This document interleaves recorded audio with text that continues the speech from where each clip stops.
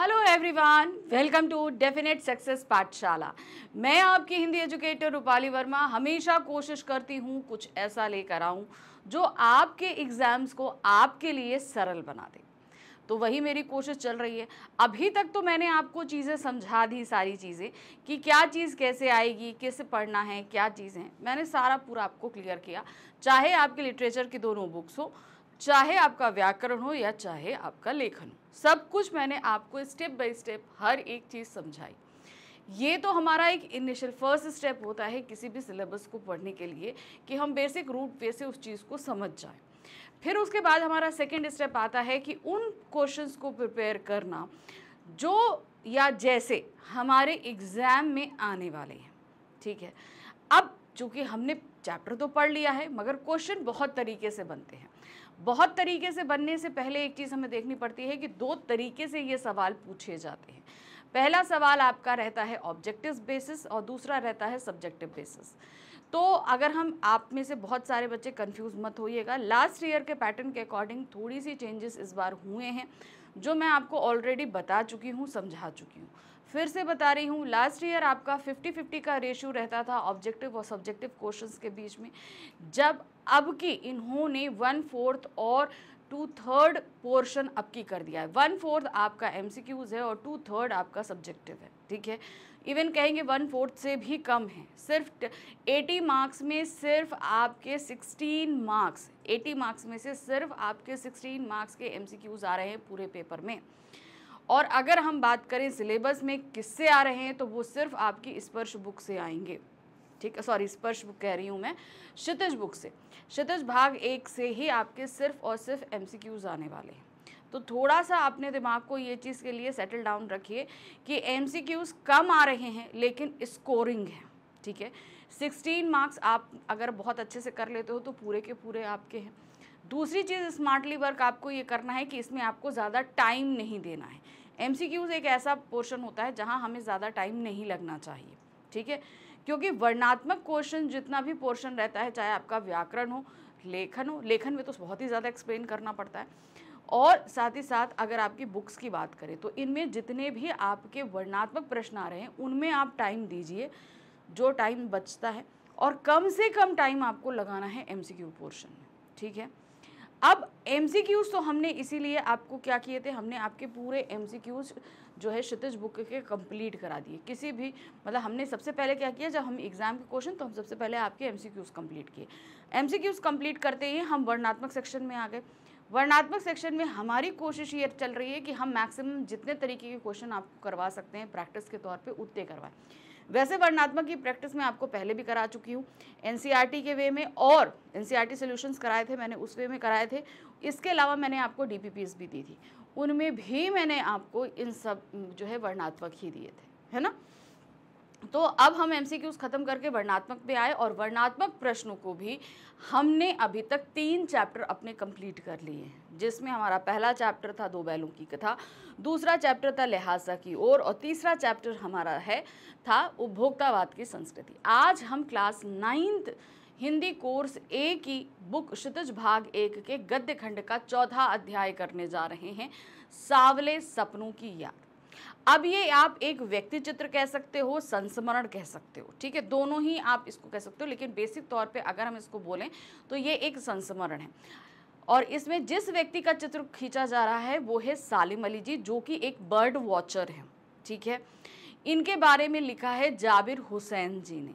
अब ये कब लिखा गया, जब सालिम अली जी की मृत्यु हो गई और उनका जो जनाजा है वो निकल रहा है, उस दौरान उस जगह से, उस मूवमेंट से जाबिर हुसैन जी को सालिम अली के जाने का जो दुख आया, उस दुख को उन्होंने इस पाठ में पूरी तरीके से सालिम अली के व्यक्ति चित्र को खींचकर हमारे सामने रख दिया। ठीक है, जैसे आप लोगों ने इसी में एक व्यक्ति चित्र और पढ़ा, इसी बुक में पढ़ा है, वो है प्रेमचंद के फटे जूते, हरिशंकर परसाई जी ने लिखा था।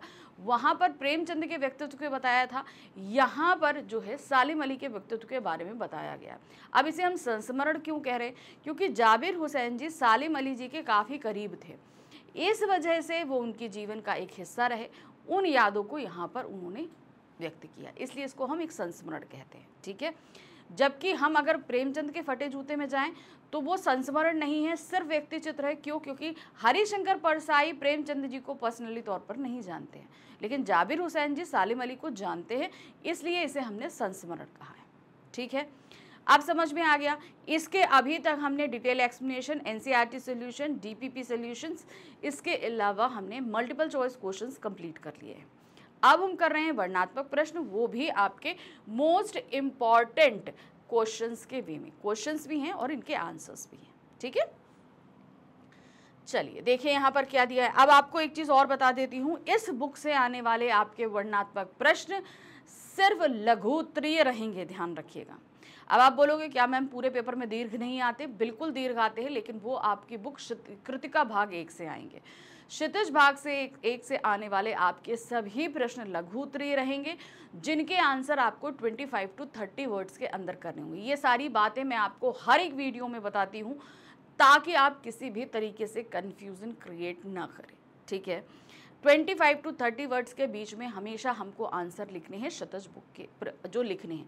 अब बात आ जाती है कि प्रिपेयर हम कितना करें, तो प्रिपेयर मैक्सिमम करना, 40 वर्ड्स तो आपको मिनिमम करने ही करने हैं। इतना आप प्रिपेयर करो, क्योंकि लिखते समय बहुत सारी चीज़ें हमसे मिस हो जाती हैं, तो हम विदिन 30 वर्ड्स के अंदर आ जाएंगे।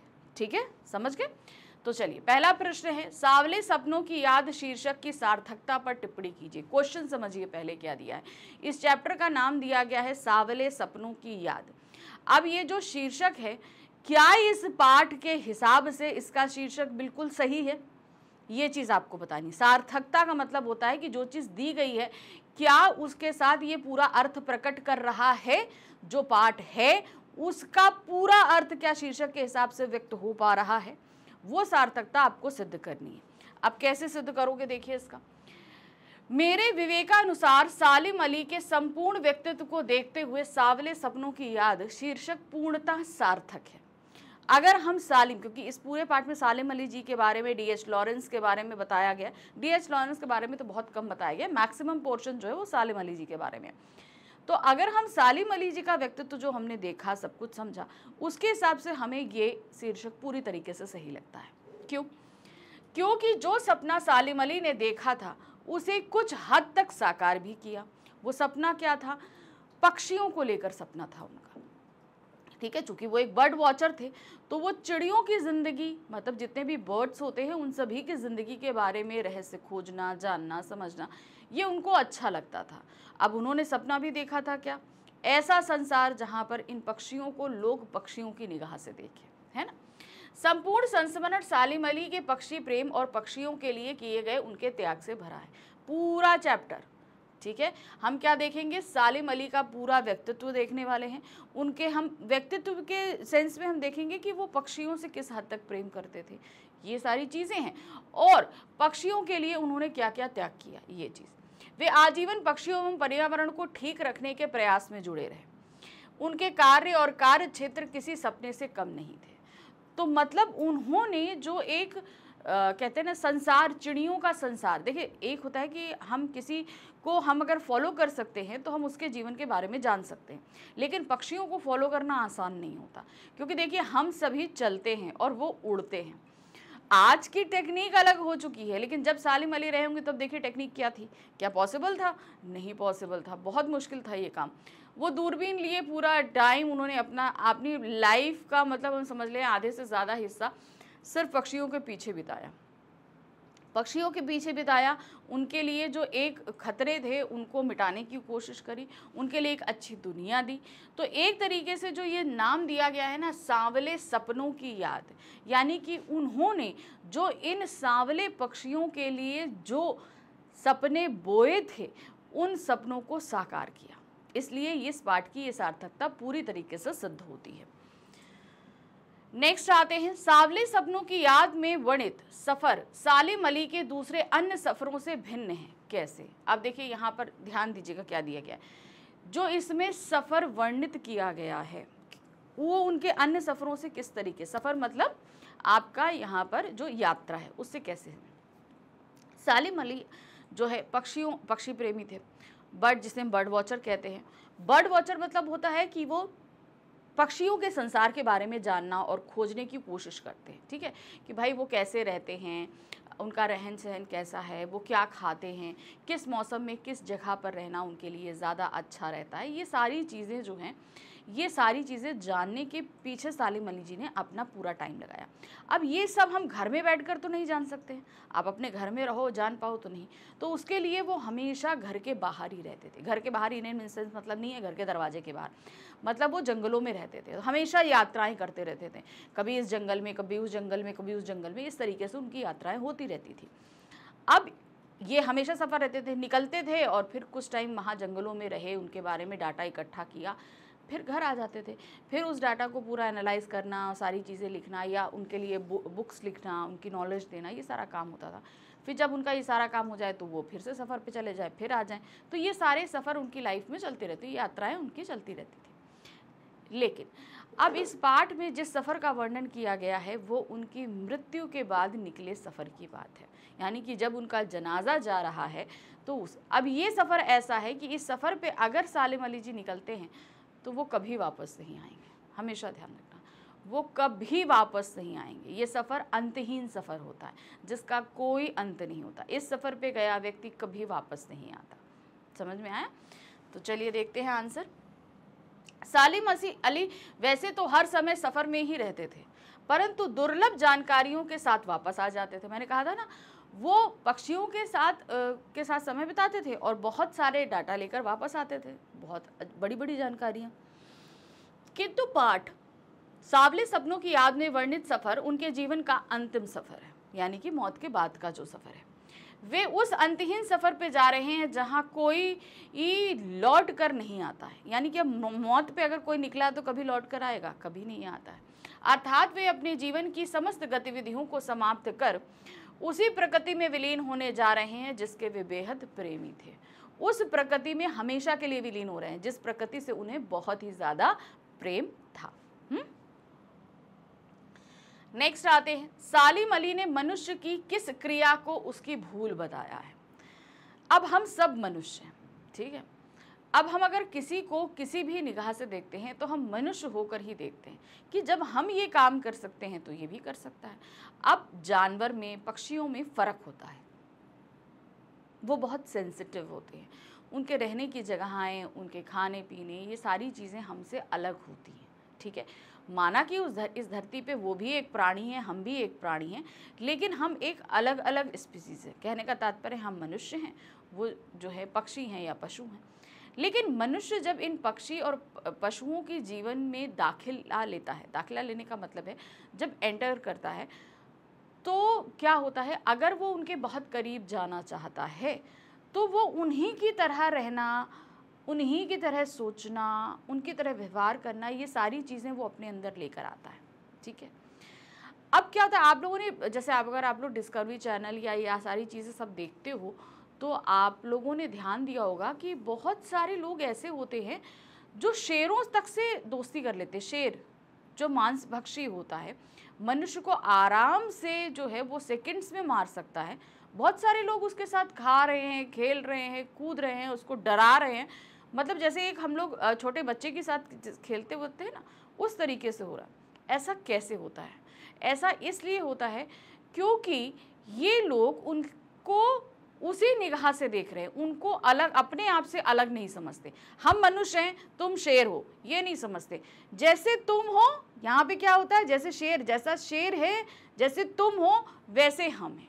वो अपने आप को उनके हिसाब से ढाल लेते हैं। तो यहाँ पर सालिम अली जी ने यही कहा है कि मनुष्य की सबसे बड़ी भूल ये है कि वो पक्षियों को मनुष्य की निगाह से देखता है, यानी कि हम मनुष्य बनकर पक्षियों को देखते हैं। अगर हम पक्षियों की दुनिया के बारे में जानना चाहते हैं, हम पक्षियों से बहुत नज़दीकियाँ रखना चाहते हैं, तो उन्हें हमें पक्षियों की निगाह से ही देखना है। मतलब हम जिस भी स्पीसीज़ के ज़्यादा करीब जाना चाहते हैं, ज़्यादा, तो हमें उनके जैसा बनना होगा, हमें उनके जैसा अपने आप को ढालना होगा, तब हम उनके करीब आ जाते हैं, ठीक। देखिए क्या है, मनुष्य प्राकृतिक तत्वों यथा पक्षियों, प्राकृतिक तत्व कौन कौन है? पक्षी, जंगल, पहाड़ों, झरनों तथा आबशारों आदि को प्रकृति की आंख से ना देखकर उन्हें मनुष्य की नज़र से देखता है। अब ये सभी प्रकृति के, अब मनुष्य क्या होता है, मनुष्य का एक सीधा सा तथ्य है कि वो स्वार्थी है, वो हर चीज़ में अपने स्वार्थ को खोजता है कि हम ऐसा करें तो इससे हमें क्या फ़ायदा होगा। ठीक है, तो वही चीज़ मनुष्य की नज़र का तात्पर्य है कि मनुष्य जो है वो स्वार्थी है, हर चीज़ को अपनी निगाह से देखने, हर चीज़ से अपने हिसाब से ढलने की कोशिश करता है। तो ये चीज़ यहाँ पर वही बताई गई है, इन्होंने कहा कि वो इन सारे ही प्राकृतिक तत्वों को मनुष्य की निगाह से, मतलब अगर हम जंगल देख रहे हैं तो जंगल में हमारा क्या फ़ायदा है, नदी देख रहे हैं तो इससे हमारा क्या फ़ायदा है, पहाड़ देख रहे हैं तो उससे हमारा क्या, अगर हम पक्षियों से राब्ता रख रहे हैं तो उससे हमारा क्या फ़ायदा है। तो हम उन्हें मनुष्य की निगाह से देखने के लिए उत्सुक रहते हैं। सालिम अली मनुष्य की इस कृत्य को उसकी भूल मानते हैं। अगर हम इन सब के करीब जाना चाहते हैं, इनमें रचना बसना चाहते हैं, तो इन्हें हमें इन्हीं की निगाह से देखना होगा। जैसे बहुत सारे आप देखते होंगे जो आदिवासी लोग हैं, अब जैसे हम लोग तो शहर में रहते हैं, हम लोगों ने अपने रहन सहन हर एक चीज़ के तरीके में बहुत आधुनिकता ले आए हैं। लेकिन आप अगर आदिवासियों के जीवन में जाओ, आदिवासी क्या है, उस जंगल में रहते हैं, उसी जंगल के हिसाब से अपने आप को ढाला हुआ है उन्होंने, और अपनी हर ज़रूरत की चीज़ उसी जंगल से उनको बिना नुकसान पहुंचाए लेते हैं, है ना। तो देखिए, हम भी मनुष्य हैं, वो आदिवासी मनुष्य भी मनुष्य हैं, लेकिन उन्होंने प्रकृति के साथ अपना एक रिश्ता बना कर रखा है। वही बात यहाँ पर सालिम अली कर रहे हैं कि आपको सबसे बड़ी जो भूल रहती है वो हम इन सारे प्राकृतिक तत्वों को मनुष्य की निगाह से देखते हैं। हमें मनुष्य की निगाह से नहीं देखना।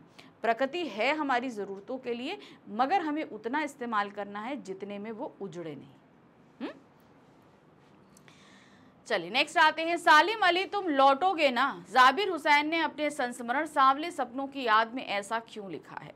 सालिम अली एक बर्ड वॉचर थे। जिस समय ये बर्ड वॉचर हुए उस समय ऐसे लोग नहीं थे। सिंपल एक समझिएगा, इस लाइन में तो कोई भी नहीं था ऐसा व्यक्ति जो पक्षियों से बहुत प्रेम करता था, पक्षियों के जो रिहायशी इलाके जो प्रकृति है उनसे वो बहुत प्रेम करता था।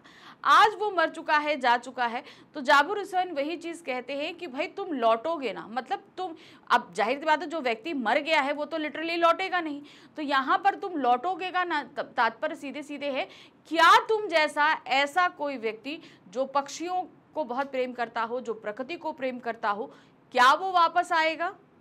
ये बात, ठीक है। तो ये चीज़ उन्होंने कही है। लेखक सालिम अली के अभिन्न मित्र थे। हमने बताया था ना भाई, मित्र हैं, जान पहचान में है, इसीलिए से संस्मरण कहा गया।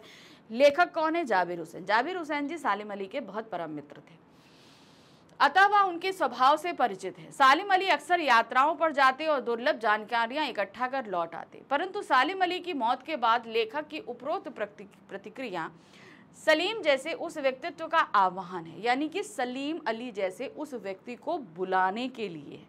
वैसा व्यक्ति जो चिड़ियों से प्रेम, पक्षियों से प्रेम कर सके और जो प्रकृति से प्रेम कर सके, जैसा सालिम अली करते थे, जो सालिम अली की विरासत को संभाले और सालिम अली की तरह पक्षियों, प्रकृति और पर्यावरण की खोज की खबर रखे। तो सालिम अली जैसा व्यक्ति था, ऐसा कोई व्यक्ति को बुलाने के लिए वो ऐसी बात कह रहे हैं, क्योंकि मरा हुआ व्यक्ति तो वापस नहीं आ सकता, ये एक सिंपल सी फैक्ट है। तो अब उस जैसा एक व्यक्ति आ सकता है, सिंपल है ना, उस जैसा एक व्यक्ति आ सकता है। D.H. लॉरेंस कौन थे? अब इस पार्ट में एक जगह D.H. लॉरेंस के बारे में भी बात की गई। D.H. लॉरेंस एक पोएट थे, लेकिन इसके अलावा वो एक प्रकृति प्रेमी भी थे, ठीक है। तो इनके बारे में आप कैसे लिखेंगे थे? D.H. लॉरेंस अंग्रेजी के एक प्रसिद्ध उपन्यासकार थे। अच्छा, राइटर, सॉरी मैंने पोएट बोल दिया, राइटर थे, उपन्यासकार, यानी कि वो क्या करते थे? नॉवेल्स लिखा करते थे। उन्होंने बहुत सी कविताएं भी लिखी, पोएट भी थे। क्योंकि मैंने उनकी एक दो पोइट्री पढ़ी है तो मुझे वो यही था, याद था कि वो पोएट थे, लेकिन यहाँ उपन्यासकार दिया तो मैं थोड़ा सा कंफ्यूज हुई। उनकी प्रकृति संबंधी कविताएं विशेष रूप से उल्लेखनीय हैं। तो मतलब जैसे अब उनका जो फेवरेट, जैसे मैंने आपको बताया ना, सूर्यकांत त्रिपाठी निराला जी का जो मेन क्या कहते हैं लिखते हैं ना वो कविताएं, तो उनका फेवरेट टॉपिक बादल है, ठीक है। वो प्रकृति प्रेमी है और बादल पे वो ज़्यादा कविताएं लिखना पसंद करते हैं। उसी तरीके से D.H. लॉरेंस भी क्या है? प्रकृति प्रेमी है। 20वीं शताब्दी के अंग्रेजी के प्रसिद्ध उपन्यासकार D.H. लॉरेंस का जन्म 1885 यानी कि 1885 में हुआ था। उन्होंने कई उपन्यास तथा कविताएं लिखी। उनकी प्रकृति पर अवलंबित कविताएं अत्यंत सराहनीय हैं। तो उन्होंने बहुत सारे उपन्यास भी लिखे, कविताएं भी लिखी, लेकिन वो कविताएं जो नेचर बेस्ड कविताएं थीं, प्रकृति के ऊपर लिखी गई जो उनकी कविताएं थीं, वो ज़्यादा प्रसिद्ध हुई, लोगों द्वारा ज़्यादा सराही गई, एप्रिशिएट की गई। ठीक है। D.H. लॉरेंस का प्रकृति से गहरा लगाव तथा सघन संबंध था, अतः वे मानव को प्रकृति की ओर लौटने को प्रेरित करते थे। यानी कि वो ये सारी कविताएं लिखकर कहीं ना कहीं ये मनुष्य जो बहुत ही ज़्यादा मशीनीकृत होता जा रहा है, वो उन्हें प्रकृति की ओर आकर्षित करने का काम करते थे कि भाई ठीक है, हम मनुष्य हैं, अपने जीवन शैली जैसे भी जी रहे हैं, लेकिन इस प्रकृति को हमें किसी तरीके से हार्म नहीं करना है। ठीक है। नंबर 6 है, सालिम अली की आंखों पर चढ़ी दूरबीन उनकी मृत्यु के बाद ही उतरी थी। उपर्युक्त पंक्ति से लेखक का क्या आश्रय है? सालिम अली की एक फोटो आपकी बुक में भी है, उसे भी ध्यान से देखिएगा। तो सालिम अली का आप कोई भी पिक्चर, हम कह रहे हैं आप इंटरनेट पे भी अगर डाल दो, इंटरनेट पे भी सर्च करना, उनकी जितनी फोटोग्राफ्स आपको मिलेंगी सब में उन्होंने अपने गले में एक दूरबीन लटका रखी है। ठीक है। वो हमेशा उनके पास रहती थी। ये नहीं हम कह रहे हैं कि मतलब जब वो बाहर जाते थे तो हमेशा उनके साथ। तो क्या उनकी आंखों पर चढ़ी दूरबीन मृत्यु के बाद उतरी, यानी कि वो जब खाली वक्त भी रहें, जब भी रहें, वो दूरबीन उनके गले में रहती थी। अब जब वो मृत्यु को प्राप्त हो गए तब वो दूरबीन उनसे अलग हुई। तो इसका सीधा सीधा तात्पर्य ये है कि उन्होंने अपना संपूर्ण जीवन इन पक्षियों के नाम समर्पित कर दिया। जो व्यक्ति हर समय दूरबीन लिए रहे, तो उसका मतलब क्या है कि उसने अपना पूरा संपूर्ण जीवन जो है वो पक्षी या प्रकृति के नाम समर्पित किया हुआ है। और जब वो मृत्यु को प्राप्त हो गए और तभी वो उनसे अलग हो पाई, क्योंकि अब तो ये शरीर नहीं है। हाँ, आत्मा जरूर जो इस शरीर से निकली वो जरूर इन पक्षियों के बीच ही कहीं रच बस गई होगी। उपरोक्त पंक्तियों के माध्यम से लेखक ने सालिम अली के अपने कार्य के प्रति समर्पण की भावना को व्यक्त किया है। सरकार का प्रति समर्पण, जैसे कि मैंने अभी आपको बताया कि उन्होंने अपने आप को पूरी तरीके से इस प्रकृति पे समर्पित कर दिया था, यही भावना दर्शाई जा रही है। लेखक के अनुसार सालिम अली ताउम्र दूरबीन लटकाए नित्य नए नए पक्षियों की खोज में दूर दराज के क्षेत्रों में अकेले घंटों लगे रहते थे। ठीक, क्या रहते थे? ये नहीं कि उनको साथ चाहिए, वो अकेले बैठे हैं तो पक्षियों को इधर से उड़ता देखना, वो कैसे बैठे हैं, क्या करा, दूरबीन लगा लगा के बस वो देखा करते थे। उनके दुख दर्द परेशानियों को समझकर उनके निदान का उपाय सोचा करते थे। अब जब उनके पीछे लगते थे तो देखते थे कि भाई उनको क्या तकलीफ है, क्या परेशानी है, ये सारी चीज़ें देखते और फिर उससे छुटकारा दिलाने की उन्हें कोशिश करते। ये क्रम उनकी मौत के बाद ही रुका। अब जब शरीर नहीं रहा तो भाई कैसे ही दूरबीन का काम, तो ये क्रम तब तक चलता रहा जब तक वो जीवित रहे। ठीक है। तो एक तरीके से आप कहोगे कि वो बहुत ही ज़्यादा समर्पित थे अपने काम के प्रति, उससे अलग नहीं होना चाहते थे। ठीक। प्रश्न संख्या 7 है, सांवले सपनों की याद पाठ का सारांश अपने शब्दों में लिखिए। अब ये आप देखोगे कि जो पूरा चैप्टर हमने पढ़ा है, हमने आपको पूरा चैप्टर समझाया है ना, अब उसी को संक्षेप में लिखना है। अब संक्षेप का मतलब है कि ये 25 to 30 वर्ड्स तो नहीं आ सकता, सिंपल सी बात है। तो अब इसको हम थोड़ा एनहांस करके लिखेंगे। मैंने क्या बोला कि वर्ड लिमिट में आपको लिखना है, लेकिन प्रिपरेशन हमेशा उससे ज़्यादा की करनी है। जाबिर हुसैन द्वारा रचित उपर्युक्त संस्मरण में सुप्रसिद्ध पक्षी विज्ञानी सालिम अली के प्रकृति, पक्षी एवं पर्यावरण प्रेम को उतारा गया है।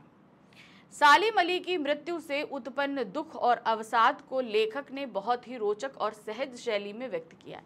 आप जब ये पाठ पढ़ोगे ना तो उन्होंने उनकी मौत को, उनके जनाजे को, उनकी अंतिम क्रियाओं को इतने अच्छे शब्दों में व्यक्त किया है जितना हम सोच नहीं सकते। ठीक। अब उनके मित्र थे, उनसे दूर चले गए तो कहीं ना कहीं उनको तकलीफ थी। बचपन में उनकी एयरगन से घायल गौरैया से शुरू हुआ उनका सफ़र आज अचानक रुक गया। बचपन में आप सभी को पता है कि वो वाली कहानी तो मैंने आपको समझाई थी कि क्यों ये पक्षियों की तरफ जो है इनका रुख मुड़ गया। इसका रीज़न ये था कि बचपन में उन्हें उनके मामा ने एक एयर गन दी, वो इस एयर गन से खेल रहे थे। खेलते खेलते उसमें से चली गोली और एक ऊपर उड़ रही गौरैया को लग गई। गौरैया घायल होकर नीचे गिर गई। जब उन्होंने देखा तो उन्होंने कहा, अरे भाई इसको तो बहुत चोट लगी। उसे उठाया, उसके जख्मों को साफ किया, उसे 2-3 दिन सही किया, चिकित्सा करी और फिर वो उड़ गई। तो उस दिन से ये जो है वो पक्षियों और प्रकृति की तरफ इन्होंने अपने कदम को बढ़ा दिया। और ये सफ़र कब तक चलता रहा? जब तक उनकी मृत्यु नहीं हुई। उनका अचानक रुक गया, यानी कि उनकी मौत के वजह से वो रुक गया। इस बीच उन्होंने पक्षी, प्रकृति और पर्यावरण के लिए अनेक कार्य किए। पक्षियों की खोज के लिए वे पर्वत, मैदान, पठार, जंगल सभी जगह गए और उनसे संबंधित विभिन्न जानकारियां एकत्र की। पर्यावरण की समस्याओं को लेकर वे तत्कालीन प्रधानमंत्री चौधरी चरण सिंह जी से भी मिले। ठीक है, आपको पता है केरल की साइलेंट वैली में आती राजस्थान की जो राजस्थान तो बहुत दूर हो गया, क्या बोल रही हूँ मैं, रेगिस्तान की जो गर्म हवाएं आ रही थी, उससे उन वर्षा वनों को नुकसान हो रहा था, केरल की साइलेंट वैली को। तो उस चिंता को लेकर ये चौधरी चरण सिंह जी से भी मिले थे। इनके कृत्यों को देखते हुए इसकी तुलना प्रसिद्ध अंग्रेजी उपन्यासकार D.H. लॉरेंस से भी की गई है। तो ये एक तरीके से हमने इसे थोड़ा संक्षेप करा। आप इसको और संक्षेप कर सकते हो, ठीक है, जहां पर ये लिखा गया इसको और संक्षेप करके 25 to 30 वर्ड्स के अंदर भी ला सकते हो, जिसे हम इसका सार बोलेंगे। ठीक है, चलिए नेक्स्ट आते हैं क्वेश्चन नंबर 8। सांवले सपनों की याद पाठ के आधार पर सालिम अली के व्यक्तित्व का चित्रांकन अपने शब्दों में कीजिए। अब हमने ये पूरा पाठ पढ़ा, इसमें सालिम अली जी के बारे में जाना। अब उनके व्यक्तित्व की जो विशेषताएं निकल के आती हैं उन्हें आपको यहाँ पर लिखना है। तो देखिए कैसे लिखेंगे। सालिम अली एक ऐसे व्यक्तित्व का नाम है जिसने प्रकृति, पर्यावरण और पक्षियों के लिए अपना जीवन जिया। किसके लिए जिया? अपना संपूर्ण जीवन प्रकृति के लिए, पक्षियों के लिए समर्पित कर दिया था। सालिम अली प्रख्यात पक्षी विज्ञानी थे। उन्हें पक्षी, प्रकृति और पर्यावरण से अत्यंत लगाव था, माने बहुत ही ज़्यादा ये लगाव महसूस करते थे। हमेशा वे उसी की बेहतरी की चिंता में डूबे रहते थे। किसके? भाई पक्षियों को किसी तरह का तकलीफ़ नहीं हो, नुकसान नहीं हो, उनके बारे में कोई भी अगर उन्हें परेशानी है तो उसके हल के लिए, प्रकृति को कोई नुकसान ना पहुँचाए, ये सारी चीज़ें। वे अपने कंधों पर सैलानियों सा बोझ उठाए, गले में दूरबीन लटकाए नए पक्षियों की खोज में दूर दराज के क्षेत्र में निकल जाया करते थे।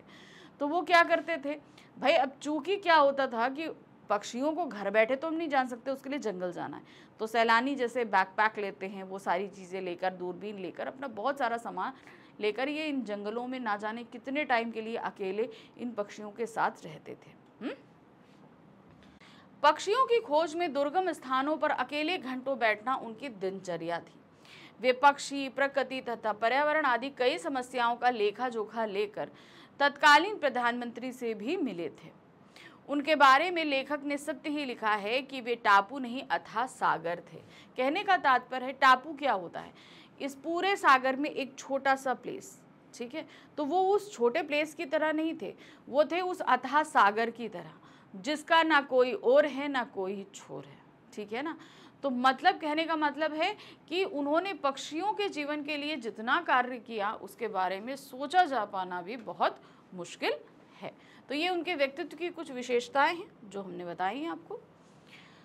वो लॉरेंस की तरह नैसर्गिक जिंदगी का प्रतिरूप बन गए थे, पंक्ति का आश्रय है।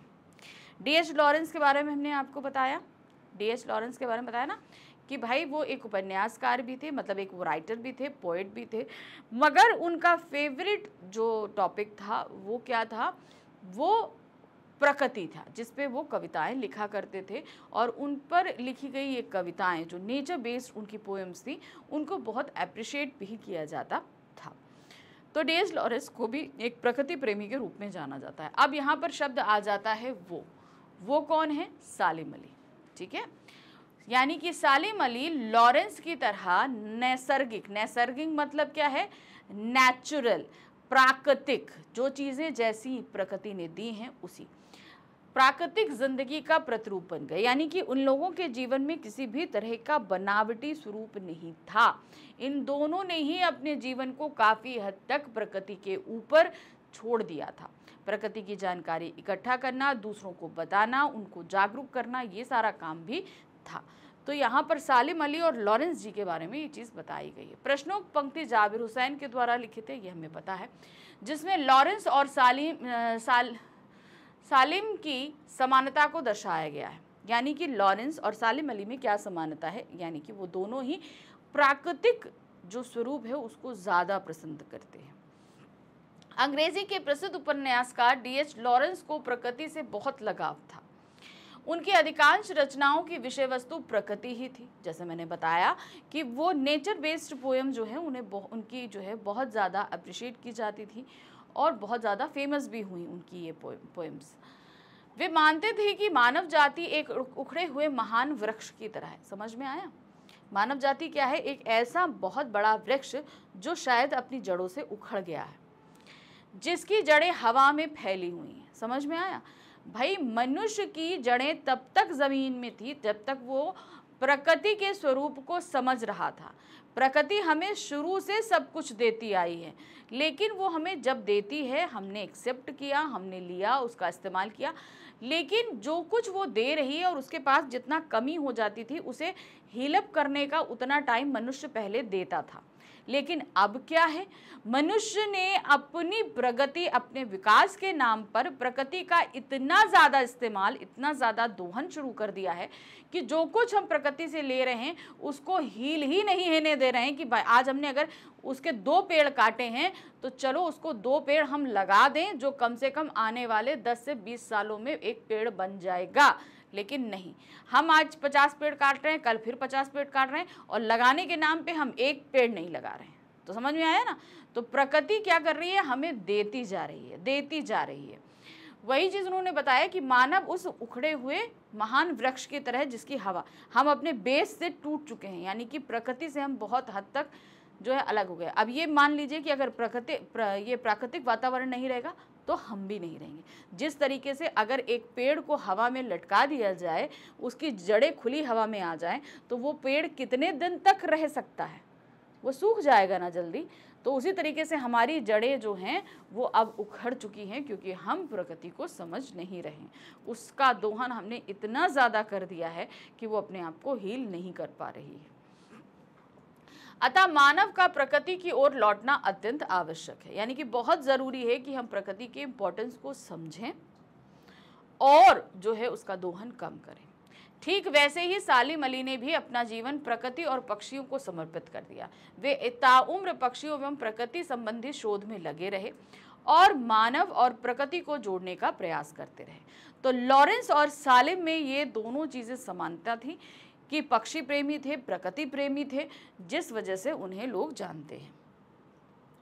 प्रश्न संख्या 10 है, कोई अपने जिस्म की हरारत और दिल की धड़कन देकर भी उसे लौटाना चाहे तो वह पक्षी अपने सपनों का गीत दोबारा कैसे गा सकेगा? पंक्ति का आशय स्पष्ट कीजिए। याद है कि जब छोटे थे हमारे सालिम अली जी, तो उनकी एयरगन से एक गौरैया घायल हुई, तो उन्होंने जो है ना उसके सारे घाव साफ किए, उसकी देखभाल करी, अपने शरीर की गर्मी उसको दी, जिससे वो जो है थोड़ा सही हो गई और फिर वो प्रकृति में उड़ गई।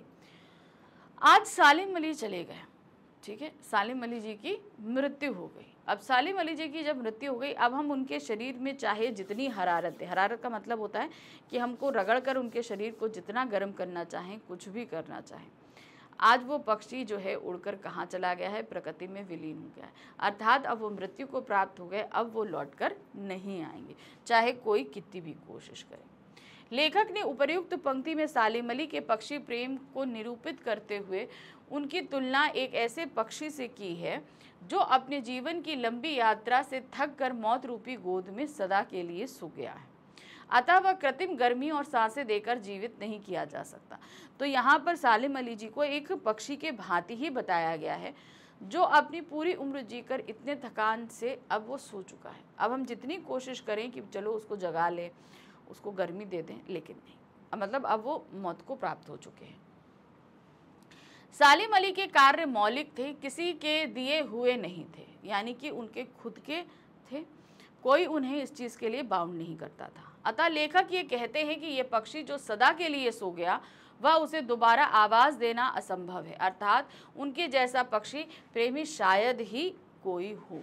यानी कि अब वो मौत को जा चुके हैं। अब हम ये चाहें कि उस जैसा एक हमें जो है व्यक्ति और मिले जो इस तरीके से पक्षियों से या प्रकृति से प्रेम करे, तो शायद अब मुश्किल है। ऐसा कोई व्यक्ति अब ढूंढ पाना मुश्किल है, क्योंकि वो पक्षी जो प्रकृति से इतना प्रेम करता था वो अब मौत की नींद सो चुका है।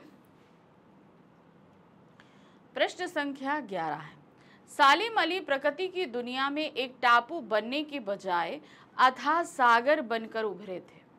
ठीक है, पंक्ति का आशय स्पष्ट कीजिए। यानी कि देखिए, बहुत सारे लोग ऐसे होते हैं कि मान लीजिए जैसे हम बोलें कि भाई हमें तो नेचर बहुत पसंद है, पक्षी बहुत पसंद है, हम फॉर अ टाइम इन पक्षियों के बारे में नॉलेज लेते हैं और फिर उसके बाद हम अपने बाकी कामों में लग जाते हैं। तो ऐसे लोग जो होते हैं अपना कुछ समय व्यक्त उसके साथ बिता सकते हैं, लेकिन जिन्होंने अपना पूरा जीवन ही इन पक्षियों और प्रकृति के लिए समर्पित कर दिया हो, तो ऐसे व्यक्ति उस अथाह सागर की तरह होते, क्योंकि उन्होंने सिर्फ इस संसार को ही अपने तक ही उन पक्षियों की नॉलेज को सीमित नहीं रखा, इस पूरे संसार में उस पूरी नॉलेज को दिया कि पक्षी किस तरीके से रहते हैं, क्या उनकी ज़रूरत है, क्या चीज़ें हैं, ये सारी चीज़ें उन्होंने खुद भी जानी और बाकी लोगों को भी बताया। तो इस तरीके से उन्हें क्या बताया गया है, अतः सागर। क्योंकि जैसे हम लोग टाइम बीन के लिए जो है प्रकृति प्रेमी बन जाते हैं, पक्षी प्रेमी बन जाते हैं, तो हम उन टापू की तरह हैं कि हमारी नॉलेज सीमित है उतना ही। लेकिन सालिम अली की बात करें तो उनकी नॉलेज बहुत ज़्यादा थी, जैसे कि सागर होता है। उपरोक्त पंक्तियों में लेखक ने सालिम अली की व्यापकता को वाणी दी है। उनके अनुसार सालिम अली ने अपने कार्य क्षेत्र में किसी क्षेत्र विशेष के लिए काम नहीं किया, मतलब ये कहे कि किसी कंपनी के लिए, किसी के लिए उन्होंने काम नहीं किया। वह पूरे संसार में पक्षियों एवं पर्यावरण का हित सोचते थे, अर्थात वे टापू की तरह सीमित दायरे के नहीं वरन समुद्र की तरह अथाह और खुले आचार विचार की सोच वाले व्यक्ति थे। वे पक्षी, प्रकृति और पर्यावरण के लिए कभी भी कुछ भी करने को तैयार थे। उन्होंने अपना संपूर्ण जीवन उसे ही समर्पित कर दिया। तो यहाँ पर उन्हें अथाह सागर इसलिए बोला गया क्योंकि हम अपने जीवन का कुछ हिस्सा इनको दे सकते हैं, लेकिन सालिम अली ने तो पूरा जीवन समर्पित कर दिया और इतनी नॉलेज एकत्र करी जैसे कि कोई सागर हो, वो भी उस क्षेत्र में जहाँ तक ना कोई और पहुँचा था और किसी और के पहुँचने के लिए भी बहुत कम चांसेस है। प्रश्न संख्या 12 है, जाबिर हुसैन की भाषा शैली की 4 विशेषताएं सांवले सपनों के पाठ के आधार पर लिखिए। अब इस पूरा पाठ को जिसको हम पढ़ रहे हैं, सांवले सपनों की याद, ये पाठ लिखा है जाबिर हुसैन जी ने। अब जाबिर हुसैन की जो भाषा शैली जिस तरीके की उन्होंने इस पूरे पाठ में इस्तेमाल करी है उसकी विशेषताएं बतानी है। तो यहाँ पर हमने 4 विशेषताएं निकाल कर रखी हैं, देखिए क्या है। सांवले सपनों की याद पाठ में लेखक जाबिर हुसैन की भाषा शैली की निम्नलिखित विशेषताएं उभर कर सामने आती हैं। पहला है मिश्रित शब्दावली का प्रयोग। लेखक ने पाठ में हिंदी, अंग्रेजी, उर्दू तथा फारसी शब्दों का अधिकाधिक प्रयोग किया है। आप देखोगे, पाठ पढ़ोगे, उसमें हिंदी भी है, अंग्रेजी भी है, उर्दू भी है, फारसी भी है, सभी शब्दों का इन्होंने इस्तेमाल किया। तो एक मिश्रित शब्दावली, अलग अलग भाषाओं के शब्दों को इन्होंने लेकर यहाँ लिखा है। नेक्स्ट है मुहावरों का यथास्थान प्रयोग कर लेखनी में चमक ला दी है। बहुत जगह उन्होंने मुहावरों का इस्तेमाल किया। हमने कहा ना, देखिए मैं आपसे अक्सर कहती हूँ कि मुहावरे और पर्यायवाची 2 ऐसी चीज़ें हैं जो आपके लेखन को बहुत उम्दा बना सकती हैं। ठीक है, तो वही चीज़ आप यहाँ जाबिर हुसैन के में देखेंगे। अलग अलग शब्दावली है, जैसे आपको मैं पर्यायवाची बताती हूँ ना, तो पर्यायवाची में सिर्फ ऐसा तो नहीं है कि मैंने हिंदी के शब्द बताए, मैं उसमें उर्दू के शब्द भी बताती हूँ, फारसी के भी बनाती हूँ, अंग्रेज़ी के भी बताती हूँ, संस्कृत के भी बताती हूँ, सारे ही शब्दों को बताती हूँ ना। तो मेरा क्या कोशिश रहती है कि आप एक ही शब्द के बहुत सारे शब्दों को जानें और साथ ही साथ मुहावरों का भी इस्तेमाल करें, तो उससे आपका लेखन अपने आप उम्दा होता है। यही चीज़ देखिए यहाँ जाबिर हुसैन के लेखन में उन्होंने मुहावरों का स्थान बहुत जगह पर उन्होंने मुहावरों का इस्तेमाल किया। जामा पहनाना, कदम थमना, आंखें नम होना, कायल होना इत्यादि अनेक मुहावरे यथास्थान प्रस्तुत हुए हैं, जगह जगह उनको प्रयोग किया गया है। अब आते हैं तीसरा, इस संस्मरण में प्रयुक्त वाक्य लंबे तथा जटिल हैं। ठीक है, तो आप देखेंगे बहुत लंबे लंबे वाक्य बनाए हैं, मुश्किल वाक्य बनाए हैं, लेकिन उसके बाद भी जो है ये हमें अच्छे से समझ में आता है पूरा चैप्टर। भावानुकूल भाषा का प्रयोग किया गया है। अब चूंकि वो भावनात्मक तौर पे टूटे हैं, उनके परम मित्र सालिम अली जी की मृत्यु हुई है, तो भावनात्मक आघात तो उनको लगा है, वही भाव यहाँ पर आप उन्होंने लेखन में भी हमें दिखा दिया है। जब जहाँ जैसे ज़रूरत पड़ी है वैसे माहौल में अपने शब्दों के माध्यम से बनाने में सफल हुए हैं। यानी कि अपने भावों को उन्होंने जगह जगह निकाल कर रखा है कि भाई सालिम अली के जाने से खुद उनको भी कितनी तकलीफ हुई है। प्रश्न संख्या 13 है, अब हिमालय और लद्दाख की बर्फीली जमीनों पर रहने वाले पक्षियों की वकालत कौन करेगा? ऐसा लेखक ने क्यों कहा होगा? सांवले सपनों की याद पाठ के आधार पर बताइए। देखिए, हिमालय और लद्दाख बहुत ही ठंडी जगहें होती हैं, आप सभी को पता है, माइनस में टेम्परेचर जाता है। अब इस टेम्परेचर में जो है आदमियों का सरवाइव करना मुश्किल होता है, तो वहाँ पशु पक्षी तो बहुत ही मुश्किल से सरवाइव कर पाए। तो कहने का मतलब है, जब मैदानी इलाकों में गर्मी पड़ती है तो ये पक्षी उड़कर उत्तर में चले जाते हैं, हिमालय की तरफ जहाँ ठंडा रहता है। और जब ठंड का समय आता है, जब सर्दियाँ हो जाती हैं, टेम्परेचर माइनस में होता है, तो उस कंडीशन में ये सभी पक्षी कहाँ आ जाते हैं? मैदानों में आते हैं, मैदानी इलाकों में आते हैं। और मैदानी इलाकों में ये अपना बसेरा बनाते हैं कुछ समय के लिए। आप लोगों ने देखा होगा प्रवासी पक्षी अक्सर आते हैं, जैसे मैं हूँ, मैं भोपाल में रहती हूँ, तो अब जो बारिश का जो समय होता है, बारिश के बाद का जितना समय होता है, ये प्रवासी पक्षियों का यहाँ पर आने का समय होता है। यहाँ पर बहुत तरह तरह के पक्षी आते हैं। इवन मॉर्निंग में जब मैं उठती हूँ ना, तो एक बहुत प्यारी प्यारी 2-3 कलर्स की जो हैं बर्ड्स अब आने लगी हैं यहाँ पे, मैं खुद देखती हूँ, तो जिनको मैंने कभी नहीं वहाँ पर देखा। तो ये क्या होते हैं, ये अलग अलग क्षेत्रों से आए पक्षी। अब यहाँ कहते हैं भोपाल का जो वेदर रहता है, ये बहुत ज़्यादा ठंडा नहीं होता है और गर्म तो अब बिल्कुल भी नहीं रहेगा, मतलब बारिश के बाद का जो समय रहता है। तो ये एक बहुत अच्छा प्लेजेंट वेदर होता है बर्ड्स के लिए। तो ये होते हैं पहाड़ी क्षेत्रों से, जब बहुत ठंड का मौसम होता है, जैसे आप पहाड़ी क्षेत्रों में देखिए, आप देख रहे होंगे अब बर्फबारी धीरे धीरे शुरू होगी, तो ये सब पहाड़ी पक्षी मैदानी इलाकों में आ जाएंगे। तो वही चीज़ इन्होंने बोली है, अब हिमालय और लद्दाख की बर्फीली ज़मीनों पर रहने वाले पक्षियों की वकालत कौन करेगा? यानी कि अब वो पक्षी जब इन मैदानी क्षेत्रों में आते हैं तो उनके लिए हैबिटेट का प्रबंध होना बहुत ज़रूरी होता है। अगर हम उनके लिए एक प्रेजेंट वातावरण नहीं देते तो फिर वो धीरे धीरे आना छोड़ देते हैं। तो उनकी वकालत अब कौन करेगा? यानी कि उनके लिए सही जगहें, सब चीज़ों का प्रबंध करने के लिए सरकार से कौन बात करेगा, है ना? क्योंकि वही तो थे जिन्होंने पक्षियों के लिए इतनी दिलचस्पी दिखा रखी थी। सालिम अली की मृत्यु पर लेखक के मस्तिष्क में उनसे जुड़ी हर यादें चलचित्र की भांति घूम रही थी। ठीक है, जो बातें भाई जाहिर सी बात है सालिम अली उनसे करते होंगे, वो सारी फिक्र इनको अब एक एक करके सता रही होगी। लेखक ने महसूस किया सालिम अली आजीवन पक्षियों की तलाश में पहाड़ जैसे दुर्गम स्थानों पर घूमते थे। मैंने कहा ना, अब वो जरूरी तो नहीं मैदानी क्षेत्रों में, पहाड़ों में भी तो पक्षी रहते हैं, वहां पर जाते थे। वे आंखों पर दूरबीन लगाए नदी के किनारों पर, जंगलों में और पहाड़ जैसे दुर्गम स्थानों पर भी पक्षियों की खोज करते रहे और उनकी सुरक्षा के प्रति प्रयत्नशील रहे कि भाई उनको एक अच्छा माहौल, अच्छी चीज़ें सबसे मिले कि वो अच्छे से फले फूले। क्योंकि देखिए हमारी प्रकृति के लिए पक्षियों का होना बहुत ज़रूरी है। वे पक्षियों को बचाने का उपाय करते रहे। इसके विपरीत आज मनुष्य पक्षियों की उपस्थिति में अपना स्वार्थ देखता है। सालिम अली के पक्षी प्रेमी को याद कर लेखक ने ऐसा कहा है। तो समझ में आया कि उन्होंने ये देखा कि मनुष्य तो आजकल हर चीज़ में अपना स्वार्थ देखता है, हर चीज़ में, तो अब वो पक्षियों के प्रति इतना काहे को भाई वो रहेगा, है कि नहीं? जाहिर सी बात है। तो उन्होंने सीधे बोला कि आज जब सालिम अली नहीं है तो इन पक्षियों की चिंता कौन करेगा? इन पहाड़ी दुर्गम इलाकों से जब ये मैदानी इलाकों में आएंगे तो इनकी देखभाल के लिए सही पर्यावरण, वातावरण देना, इनकी सुरक्षा का प्रबंध, क्योंकि देखिए जब पक्षी आते हैं तो जाहिर सी बात है शिकारी भी आते हैं, तो इन शिकारों को रोकने के लिए प्रबंध तो सरकार ही करेगी। सालिम अली जो है इसकी शिकायत सरकार से करते थे और सरकार इसकी प्रबंध करवाती थी और देख रेख का काम भी सालिम अली करते थे, है ना?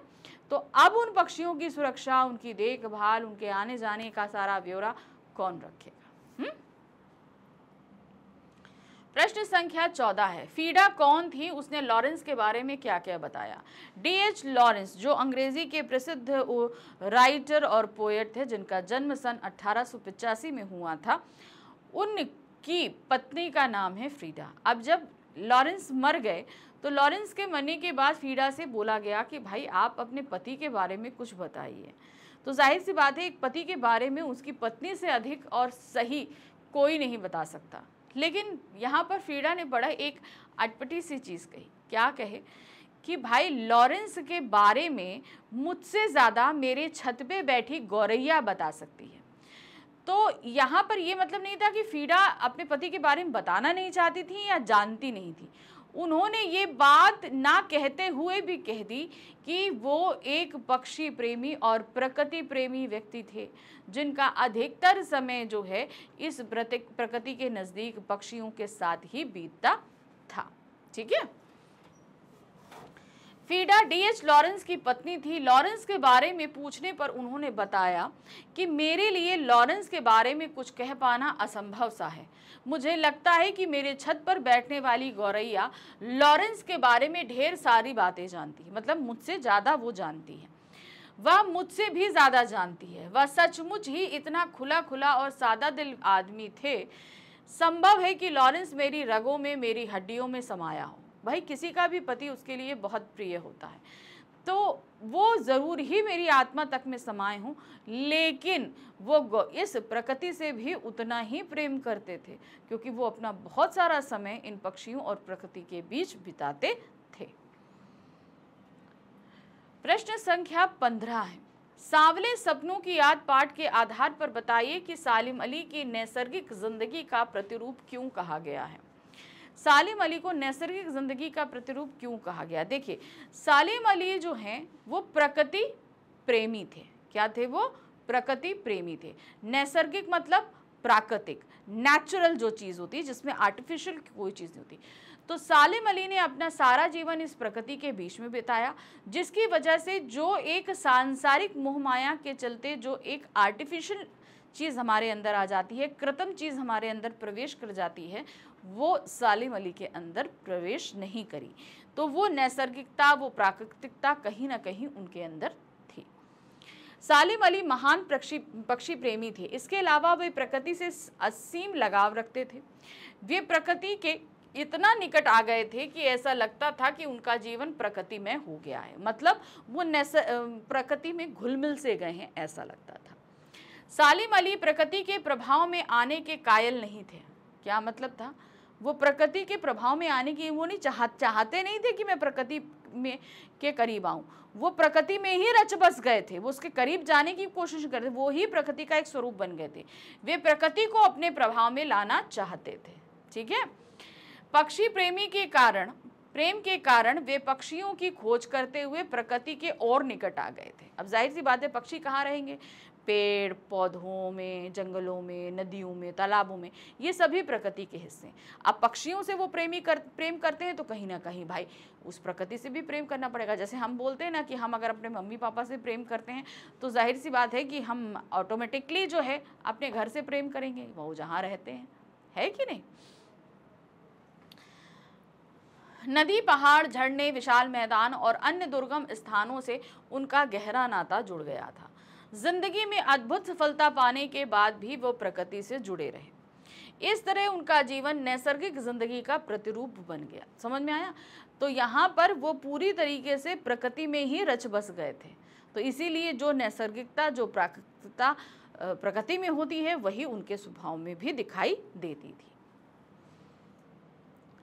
प्रश्न संख्या 16 है, सांवले सपनों की याद पाठ के आधार पर सालिम अली के व्यक्तित्व की विशेषताओं को बताइए। ठीक है। अब सालिम अली के व्यक्तित्व की विशेषताएं हमें यहाँ पर बतानी है। ठीक है। पूरा पाठ हमने पढ़ा हुआ है, अब हम बताएंगे। देखिए क्या है। सालिम अली दुबली पतली काया वाले व्यक्ति थे, जिनकी आयु लगभग 100 वर्ष होने को थी। यानी कि जब वो मरे तो उसमें कुछ ही वर्षों में वो 100 वर्ष के हो जाते। पक्षियों की खोज में की गई लंबी लंबी यात्राओं की थकान से उनका शरीर कमज़ोर हो गया था। वे अपनी आंखों पर प्रायः दूरबीन चढ़ाए रखते थे। अब दूरबीन चढ़ाने का सेंस क्या है? दूरबीन चढ़ाने का मतलब है कि वो हमेशा पक्षियों की खोज में ही लगे रहते थे। पक्षियों की खोज के लिए वे दूर दूर तक तथा दुर्गम स्थानों की यात्राएं करते थे। उनकी एयर गन से घायल होकर गिरी नीले कंठ वाली गौरैया ने उनके जीवन की दिशा बदल दी थी। याद है ना, मैंने अभी बताया था थोड़ी देर पहले। वे पक्षी प्रेमी होने के अलावा प्रकृति प्रेमी थे। भाई पक्षियों से प्रेम करेंगे तो उनके जहाँ रहने की जगह है उससे तो स्वतः ही प्रेम करना पड़ेगा, तो वो उससे बहुत प्रेम करते थे। वे प्रकृति में जीवन जीते थे और उसकी सुरक्षा के लिए प्रयासरत रहते थे। वे नदी, पहाड़, झरनों आदि को प्रकृति की दृष्टि से देखते थे। मतलब यहाँ पर वो मनुष्य की दृष्टि से इन सारे प्राकृतिक उपादानों या पक्षियों को नहीं देखते थे कि भाई इनसे हमें क्या फायदा है। जैसे हम नदी को देखेंगे तो हम कहेंगे भाई अगर हम नदी के पास घर रहेंगे तो हमको क्या फायदा है, ठीक है ना। वही चीज़ यहाँ पर बताई गई है कि अगर हम किसी के भी नज़दीक रहते हैं तो इससे हमें फायदा क्या होगा। तो वो उसे प्रकृति की निगाह से ही देखते थे। नेक्स्ट आते हैं प्रश्न संख्या 17।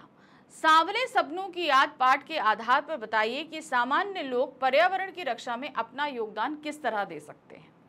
अब ये क्वेश्चन कुछ केस स्टडी बेस्ड क्वेश्चन है, यहाँ पर आपके अपने व्यूज पूछे हैं।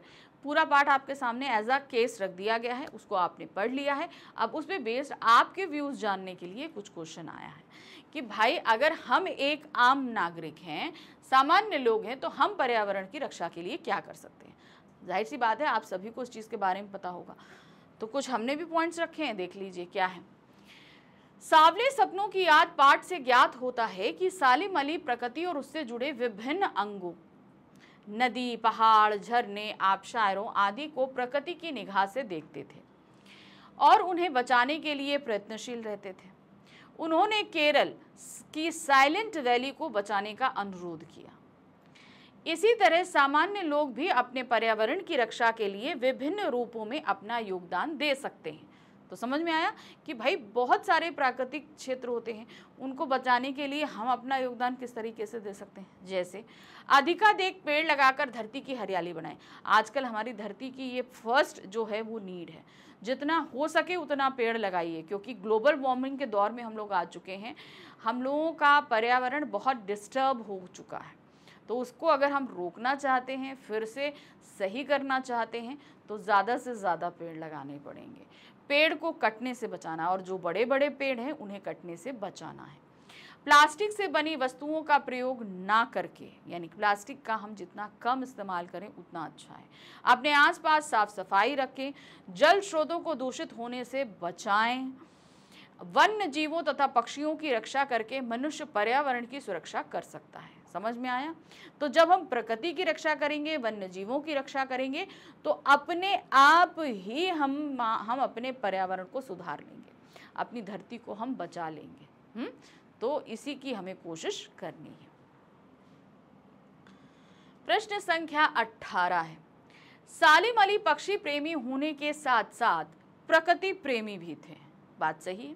सांवले सपनों की याद पाठ के आधार पर बताइए। भाई पक्षी प्रेमी के लिए तो हमने देखा कि वो कितने ज़्यादा परेशान रहे, उन्होंने बहुत कोशिशें की। इसके अलावा उन्होंने प्रकृति, जो उन्होंने केरल की साइलेंट वैली को वो रेगिस्तान की गर्म हवाओं से बचाने के लिए प्रयास करते हुए तत्कालीन प्रधानमंत्री चौधरी चरण सिंह जी से जो मुलाकात करी, वो उनके प्रकृति प्रेमी होने को दर्शाती है। वहाँ वो पक्षियों के लिए नहीं मिले थे, वो प्रकृति के को वहाँ का जो वर्षावन था उसका वो खत्म हो जाने का डर था, जिसके लिए वो प्रधानमंत्री से मिले थे। सालिम अली पक्षियों से जितना लगाव रखते हुए, ठीक है, रखते हुए उनकी सुरक्षा के लिए चिंतित रहते थे, उतना ही वे प्रकृति और पर्यावरण की सुरक्षा के लिए भी चिंतित रहते थे। क्योंकि भाई ये पक्षी कहाँ सरवाइव करते हैं, कहाँ रहते हैं? ये पक्षी रहते हैं इस प्रकृति में। अगर ये प्रकृति खत्म होगी तो पक्षी अपने आप खत्म होंगे। तो हमें पहले प्रकृति को बचाना है, पक्षी अपने आप बच जाएंगे। ठीक है। वे केरल की साइलेंट वैली को बचाने के लिए तत्कालीन प्रधानमंत्री चौधरी चरण सिंह से मिले और वैली को बचाने का अनुरोध किया। अब भाई अनुरोध क्या करना है ये उनकी अपनी प्लानिंग होगी। जो चैप्टर में मेंशन है वो ये चीज़ है कि भाई उन्होंने जो है बहुत प्रयास किए कि केरल के जो वर्षावन हैं वो बचे रहे। प्रश्न संख्या 19 है, पक्षियों के प्रति सालिम अली की दृष्टि अन्य लोगों की दृष्टि में क्या अंतर है? सांवले सपनों के पाठ। तो सालिम अली की दृष्टि जो है वो एक प्रकृति प्रेमी की दृष्टि है, लेकिन अन्य लोग जो है प्रकृति को मनुष्य की दृष्टि से देखते हैं, यानी कि इसमें स्वार्थ भरा होता है, अपना फायदा भरा होता है। लेकिन अगर हम सालिम अली जी की बात करें तो सालिम अली जी क्या देख रहे थे? उसे देख रहे थे एक प्रकृति प्रेमी और पक्षी प्रेमी होने के नाते। उसमें वो उनमें उनका खुद का कोई स्वार्थ नहीं था। यही चीज थी ना। सालिम अली दूर दूर तक पक्षियों की खोज में यात्रा करते। वे अत्यंत उत्साह से दुर्गम स्थानों पर पक्षियों की खोज करते, उनकी सुरक्षा के बारे में सोचते और उनसे जुड़ी दुर्लभ जानकारियां हासिल करते। परंतु अन्य लोग पक्षियों को अपने स्वार्थ और मनोरंजन की दृष्टि से देखते हैं। जैसा मैंने बताया कि वो वहां पर पक्षियों की फिक्र में उनके पीछे रहते थे कि भाई उनके रहने की जगह हर चीज़ उनके लिए सेफ रहे। लेकिन यहाँ पर हम लोग क्या हैं? हम लोग इन्हें अपना एंटरटेनमेंट और अपने प्रॉफिट लॉस के लिए देखते हैं कि इससे हमें, इसके होने से हमें क्या फायदा है। प्रश्न संख्या 20 है, तहमीना कौन थी? उन्होंने सालिम अली की किस तरह मदद की? तहमीना कौन थी? सालिम अली जी की वाइफ, ठीक है, जो कॉलेज टाइम से उनके साथ रही, फिर उनकी पत्नी भी रही।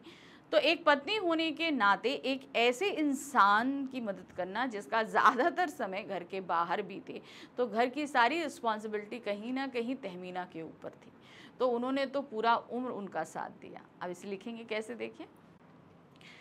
तहमीना सालिम अली की सहपाठिनी थी, पहले उनके साथ पढ़ती थी, जो बाद में उनकी जीवन संगनी बनी। जीवन संगनी मतलब पत्नी बनी। उन्होंने सालिम अली के पक्षी प्रेम के मार्ग में कोई बाधा नहीं खड़ी। अब कोई ये बोले कि भाई सालिम अली बोल रहे हैं कि हम जा रहे हैं भैया पक्षियों को देखने, कहते हैं नहीं, पहले बिजली का बिल भरो, पानी का बिल भरो, किराया भरो, ये करो वो करो, कुछ नहीं।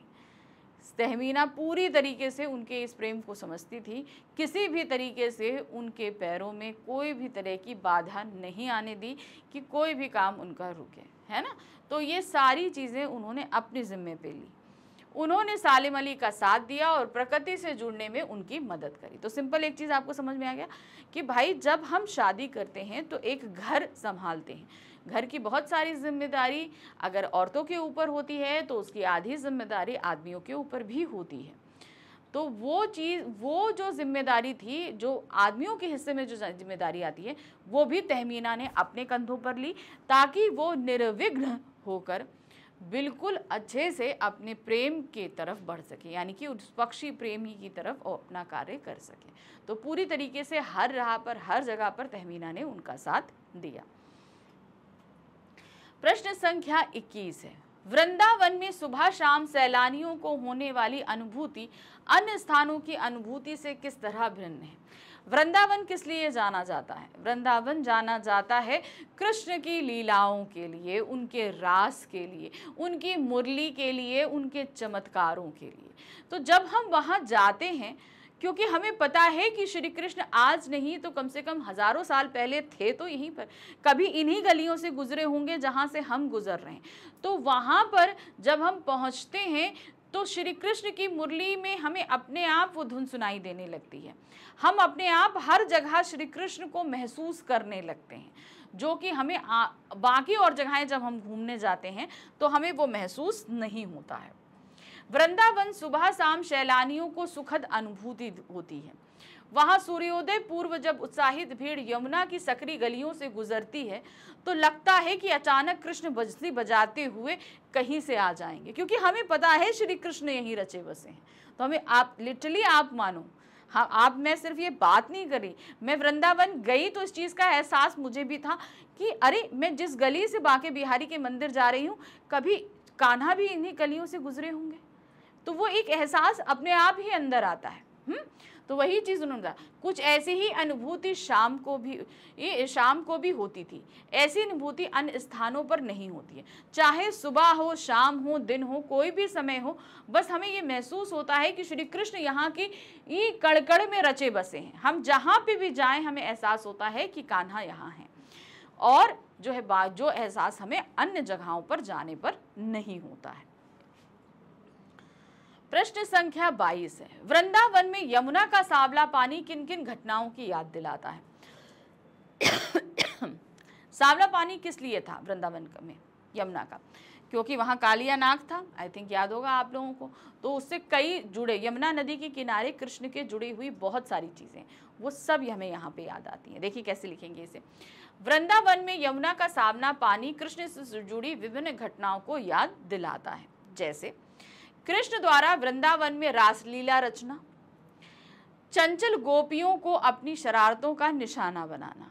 अब कैसे करते थे भाई, गोपियां जाती थी ना यमुना में नहाने के लिए, उनके कपड़े लेकर भाग जाते थे, है ना, है ये कि नहीं है? वही चीज। माखन भरे बर्तन को फोड़ना और दूध छाली में नहाना, वाटिका में घने पेड़ों की छांव में बंसी बजाना और ब्रज की गलियों को संगीतमय कर देना, जिसे सुनते ही लोगों के कदम ठहर जाना। तो समझ में आया, ये वो सारी चीजें हैं जो कहीं ना कहीं यमुना के तट पर हमें समझ में आती है। प्रश्न संख्या 23 है, मृत्यु की गोद में सोए सालिम अली की तुलना किससे की गई है और क्यों की गई है? तो किससे की गई है? पक्षियों से ही की गई है ना। चलिए देखते हैं कैसे करेंगे। मृत्यु की गोद में सोए सालिम अली की तुलना उस वन पक्षी से की गई है जो जिंदगी के आखिरी गीत गाने के बाद मौत की गोद में जा बसा है। ठीक है, तो मैंने क्या बोला था कि वो भी जो है एक पक्षी से ही की गई है, कि भाई पूरा आखिरी गीत गाया और अब वो क्या है, मृत्यु की गोद में सो गया शांति से। ऐसा इसलिए कहा गया है क्योंकि सालिम अली भी अपनी जिंदगी के 100 वर्ष जीकर मृत्यु को प्राप्त कर चुके हैं। तो लगभग वो 100 वर्ष के होने वाले थे, उन्हें कैंसर की बीमारी हो गई जिसकी वजह से वो जल्दी मृत्यु हो गए, मगर उन्होंने अपनी जिंदगी के लगभग 100 वर्ष पूरे किए। अब वे पक्षियों के बारे में जानकारी एकत्र करने नहीं जा सकेंगे। उन्होंने अपना पूरा जीवन पक्षियों के लिए समर्पित किया। अब वो थक कर सो चुके हैं, उस पक्षी की तरह जो अपने जीवन का आखिरी गीत खाकर मौत की नींद सो चुका है। ठीक, चलिए आगे आते हैं। सालिम अली के इस सफर को अंतहीन क्यों कहा गया है? अब आप बताइए, सालिम अली के सफर को अंतहीन क्यों कहा गया? क्योंकि भाई ये सफर उनका अंतिम सफर है, मौत का सफर है। अब इस सफर पे जब वो गए तो वो वापस तो आने नहीं वाले। इससे पहले वो जितने भी सफर पे जाते थे कुछ समय रहते थे फिर वापस आ जाते थे, लेकिन ये अंतहीन सफर है क्योंकि इसका कभी भी अंत नहीं होगा, अर्थात इससे कभी लौट नहीं पाएंगे। सालिम अली के सफर को इसलिए अंतहीन कहा गया है क्योंकि इससे पहले वाले सफरों में सालिम अली जब पक्षियों की खोज में निकलते थे तो वे पक्षियों को देखते ही उनसे जुड़ी दुर्लभ जानकारियां लेकर लौट आते थे, परंतु इस सफर का कोई अंत ना होने से सालिम अली लौट ना सकेंगे। समझ में आया? ये अंतहीन सफर है, इससे अब वो कभी लौट ही नहीं पाएंगे। ठीक, समझ गए? प्रश्न संख्या आ गए 25 पे। क्या दिया है? मौत की खामोश वादी किसे कहा गया है? इसे घाटी की ओर किसे ले जाया जा रहा है? तो मौत की खामोश वादी कहा गया है अंतहीन सफर को, यानी कि अब सालिम अली जहां जा रहे हैं वहां पर। मौत की खामोश वादी कब्रिस्तान को कहा गया है। समझ में आया? कब्रिस्तान आखिरी सफर होता है किसी भी शव यात्रा का। अब उसके बाद तो वहाँ से व्यक्ति लौटेगा नहीं, जो लेके जाया गया है कंधों पर। जो अपने पैरों पर चल के जाते हैं वो सब आते हैं, लेकिन जो कंधों पर चल के जाते हैं वो कब्रिस्तान से कभी वापस नहीं आते। तो वो क्या है? मौत की खामोश वादी कौन सी जगह है? कब्रिस्तान। इस घाटी की ओर प्रसिद्ध पक्षी प्रेमी सालिम अली को ले जाया जा रहा है, जो लगभग 100 वर्ष की उम्र में कैंसर नामक बीमारी का शिकार हो गए और मृत्यु की गोद में सो गए। तो लगभग वो 100 वर्ष के होने वाले थे, लेकिन उन्हें कैंसर की बीमारी थी जिससे वो अपनी 100 वर्ष भी पूरे नहीं कर, लगभग 100 वर्ष के आसपास उनकी इसमें मृत्यु हो गई। तो ये था हमारा चौथा अध्याय क्लास 9th का और कोर्स 1 का। तो समझ में आ गया ना आपको कि लगभग कुछ ऐसे ही मिले जुले प्रश्न आपको तैयार करने हैं और मेरी कोशिश है कि इसी तरीके के क्वेश्चंस मैं आपको कराती रहूं। ठीक है, तो चलिए अब बढ़ते हैं हम अपने अगले अध्याय की तरफ, जहां हम देखेंगे हरिशंकर परसाई की नज़रों से प्रेमचंद के एक नए व्यक्तित्व को। उसको समझने के लिए हमें पहले पढ़ना होगा डिटेल एक्सप्लेनेशन, जिसे मैं आपको पहले करा चुकी हूँ। उसे पढ़कर रेडी रहिए और अब हम करेंगे उस पर कुछ मोस्ट इम्पॉर्टेंट क्वेश्चन अपने अगले वीडियो में। ठीक है, तो जिन बच्चों ने ये चैप्टर पढ़ा हुआ है वो तो देखें मोस्ट इंपॉर्टेंट क्वेश्चन, और जिन्होंने नहीं पढ़ा है वो डिटेल एक्सप्लेनेशन देखने के बाद इस वीडियो को देखें तो उन्हें ज़्यादा आसानी से समझ में आएगा। ठीक है, तो चलिए मिलते हैं, तब तक फटाफट आप चैप्टर रेडी करके रखिए। Thank you for watching, bye bye.